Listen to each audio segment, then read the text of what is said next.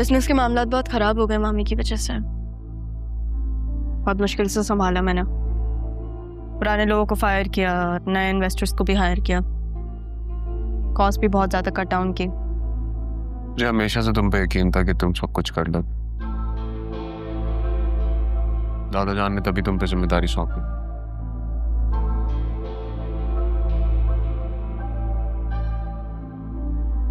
मामू जान तो चेयरमैन है ना, उन्होंने कुछ नहीं कहा तुमसे? नहीं, उनकी बीवी की वजह से ही तो ये सब हुआ है। वो क्या कहते हैं, अंकल रफीक ने मुझे लॉस विद क्लॉज बताया। ये पूरा बिजनेस मेरा है। इतना जल्दी तुमने ये सब कुछ कर लिया। I am really proud of you. Thank you. तो मेरे पुराने ऑफिस आए थे ना, वहाँ पे तुम मेरे बॉस से भी मिले थे। वो बहुत अच्छा। उनको पता चला कि नाना जान की कंपनी स्टेक पर है, उन्होंने हेल्प किया मेरी। खैर ये सारी बातें छोड़ो, मुझे बताना था कि हमारा निकाह सेफ हाउस में ही होगा। वो तो गिर भी पड़ा हुआ, आंटी ने उसे। तो घर भी मेरा हो गया। तुमने बिल नहीं देखा? अब मामू जान का कुछ नहीं है, सब मेरा है। वाह, तो अब तुम्हें नहीं लगता अरमान कोई इशू करेगा? इसलिए तो मुझे अच्छे लगते हो सरियन, हर बात को सोचते हो तुम, स्मार्ट हो तुम। जो पता है कि बतूल की खातिर अरमान शायद तुम्हें नुकसान पहुंचाने की कोशिश करे,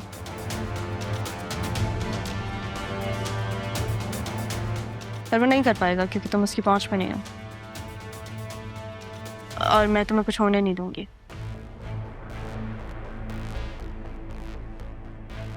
इसे ये लो,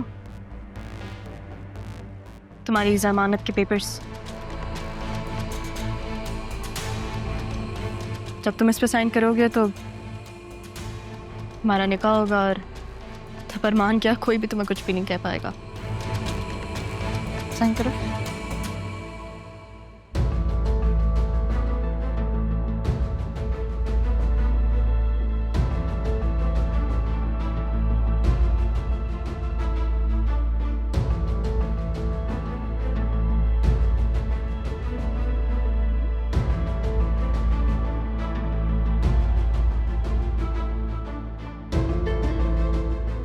बस एक खुशी बाकी है।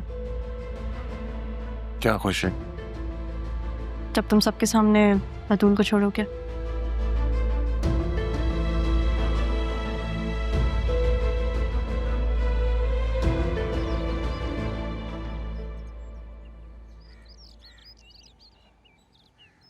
क्या बात है अरमान, जब से आए हो देख रही हूँ अजीब बेचैन हूँ, क्या परेशानी है? सेफ हाउस में अपना निकाह का इवेंट प्लान कर रही हूँ। क्या? लेकिन क्यों?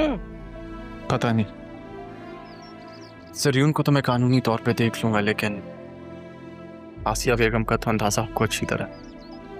वो पता नहीं राहा के साथ क्या करेंगी। ये बात मैं उसे कैसे समझाऊं? कोई जरूरत नहीं है तुम्हें कुछ समझाने की बेटा, पहले की बात और थी। वो खुद समझदार है। और रही बात आसिया बेगम की, वो तो खुद बहाना ढूंढ रही है तुम्हारी और बतूल की बात पक्की अनाउंस करने के लिए। आपने क्या कहा उनसे? वही जो तुमने मुझसे कहा था, जो तुम चाहते थे। Thank you, thank you so much. बेटा तुम राहा के लिए अब तक इतना सब कुछ कर रहे हो, तो क्या मैं अपने बेटे के लिए इतना सा भी नहीं कर सकता?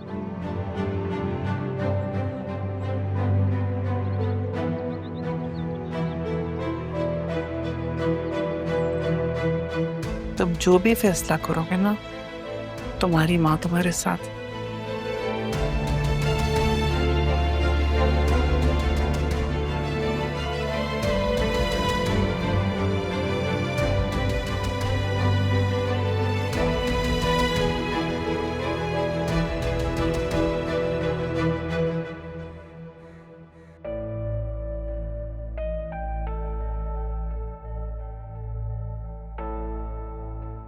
हदील, वो जो बैरिस्टर रफीक है उनसे बात की? किस लिए? यही कि पापा ने अपनी बिल में सब कुछ राहा का कर दिया। हमारी बेटी के हिस्से में तो कुछ भी नहीं आया, और ये फेयर बात तो नहीं है। आसिया, जो कुछ भी मेरा है वो बतूल का है।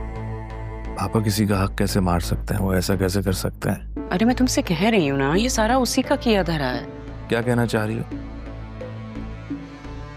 किसने तुमसे क्या कहा है? अब तुम्हारी अपनी बेटी तकलीफ में है, टूट फूट गई है वो नजर नहीं आ रहा? मुझे पूरा यकीन है ये सारी साजिश राहा की और ज़रियून की है। इसीलिए वो निकाह के बाद आई, और आई भी तो अरमान के साथ, ताकि हम ज़रियून को मासूम समझें और अपनी बेटी का निकाह कर दें उसके साथ। राह का पीछा छोड़ दो आसिया। पहले दिन से उसके पीछे पड़ी हुई हो, अब बस करो। इतनी नफरत क्यों है तुम्हें उससे? मैं उससे नफरत नहीं, इनफैक्ट वो मुझसे नफरत करती है। और कितनी वकालत करोगे उसकी? उसका चेहरा तो वो आ गया है ना सामने। बस बस बस, जाओ यहां से, मुझे अकेला छोड़ दो। क्यों क्यों अकेला छोड़ दूं? बात ना करूं? तो मुझे बात नहीं करनी, तुम यहां से जाओ। मैं यहां सुकून से अकेले बैठना चाहता हूँ। Please leave.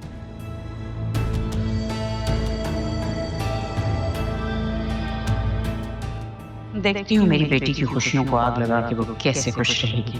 लगता है अब मुझे ही कुछ करना होगा, किसी का सहारा नहीं लूंगी। ओके।